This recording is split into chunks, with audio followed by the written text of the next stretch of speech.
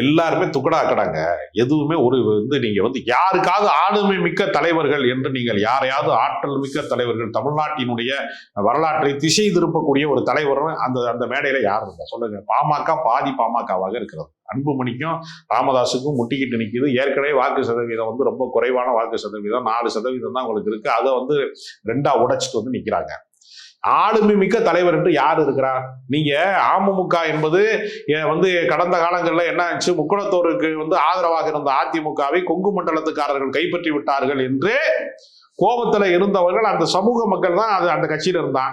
நீ அங்கே போய் எடப்பாடிக்கு ஓட்டு கேட்கறதுக்கு நான் ரெடி ஆயிட்டேன்னு சொன்னா அந்த சமூக மக்கள் டிடிவி தினகரனை கைவிட்டுவான். ஓட்டு போட மாட்டாங்க. ஓட்டு போடவே மாட்டான். ஆளுமை மிக்க தலைவர்கள் என்று யார் இருக்கிறார்?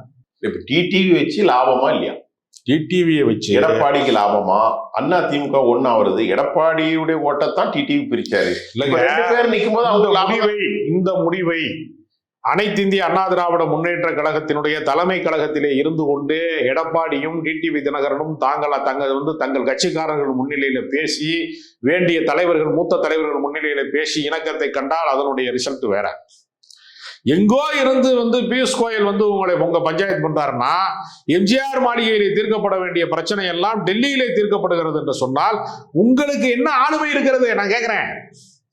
எடப்பாடி தலைமை என்று சொன்னால் எடப்பாடி தானே இந்த பிரச்சனையை தீர்க்கணும். அதிமுகவில் இருந்து பிரிந்து சென்றவர்களை சேர்ப்பதற்கான அதிகாரம் எடப்பாடி பழனிசாமிக்கு இருக்கிறது, ஓபிஎஸ்க்கு இருக்கிறது, சசிகலாவுக்கு இருக்கிறது.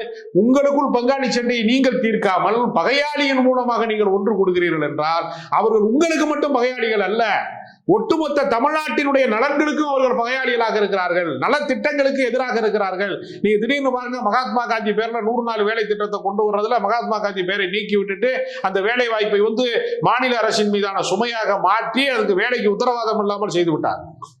எல்லாவற்றிலையுமே மிக மோசமான ஒரு சூழ்நிலையை, சாதி கலவரத்தை, மத கலவரத்தை மட்டுமே நம்பிக்கொண்டு ஆட்சி நடத்தக்கூடிய double engine Sarkar Modi.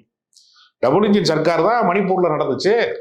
Double engine Sarkar தான் குஜராத்தில் நடந்துச்சு. அங்கெல்லாம் கலவரங்களிலே கொல்லப்பட்டார்கள், சாமானியர்கள் கொல்லப்பட்டார்கள், பெண்கள் பாலியல் வன்புணர்வு செய்யப்பட்டார்கள், பாதுகாப்பற்ற சூழல் அங்கே உருவானது. அதை வைத்துக் கொண்டு அந்த மாதிரியான அரசியலை தமிழ்நாட்டிலே நிகழ்த்தவே முடியாது.